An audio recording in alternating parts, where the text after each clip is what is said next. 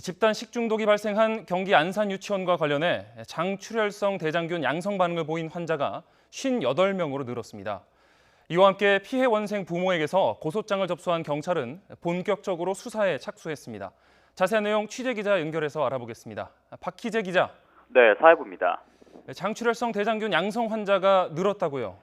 네, 그렇습니다. 조금 전 확인된 바에 따르면 집단 식중독이 발생한 유치원과 관련해 장출혈성 대장균 양성 반응을 보인 환자가 모두 58명으로 늘었습니다. 어제와 비교해 1명이 늘어난 수치입니다. 이와 관대 입원하고 있는 환자는 원생 20명과 가족 2명으로 모두 22명입니다. 설사와 복통 등 식중독 증상을 보이는 원생과 가족 등은 모두 115명입니다. 네, 경찰이 원장에 대해 수사에 착수했다고요?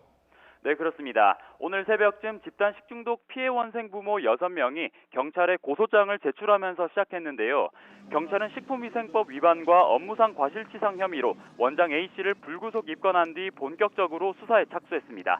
이와 가운데 피해 원생 부모 가운데 1명이 오늘 오전에 참고인으로 경찰에 출석해 조사를 마친 상황입니다. 원장 A씨는 원생들이 처음으로 식중독 증세를 보인 지난 12일을 전후로 음식 제공과 조리도구 등을 부주의하게 관리해 원생들이 식중독을 앓게 한 의혹을 받고 있습니다. 경찰은 식중독 사고가 발생한 이후에 유치원에서 보존식을 일부러 고의로 폐기했다는 의혹에 대해서도 수사할 방침인데요. 이와 관련해 A씨를 소환해 조사할 예정이지만 현재 연락이 닿지 않고 있는 것으로 전해졌습니다. 이와 관련해. 네, 또 어제 저녁에 유치원 원장이 학부모들에게 사과 문자를 보냈다고요? 예, 그렇습니다. 어제 저녁쯤 유치원 원생 부모들이 원장으로부터 이 사과문이 담긴 장문의 문자 메시지를 받았습니다. 문자 내용에서 원장은 자신의 부지로 방과 후에 제공되는 간식을 보존식으로 보관해야 하는지 몰랐다고 했는데요. 제공한 간식 일부를 이 보존식으로 보관해야 하는지 몰랐다는 취지로 입장을 밝힌 겁니다. 식품위생법에 따르면 보존식이란 식중독 사고가 났을 때 역학조사를 하기 위해 이 집단 급식이 이루어지는 곳에서 매회 1인분 분량을 144시간, 즉 엿새 동안 영하 18도 이하에서 보관하는 규정입니다. 이에 대해 원장은 지난 10일부터 15일까지 방과 후에 제공된 간식이 제대로 보존되어 있지 않았다며 설립자이자 원장으로 이 책임을 통감한다고도 말했습니다. 또 사고가 난 이후에 보존식 일부를 폐기한 건 사실이 아니라고도 덧붙였습니다.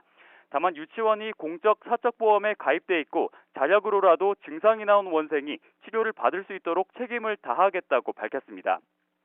이에 대해 학부모 1명은 YTN과의 통화에서 코로나19로 위생관념이 더 엄중해진 시국에 집단 발병이 나올 정도로 이 위생 문제가 나온 부분이 잘 이해되지 않는다고 말했습니다.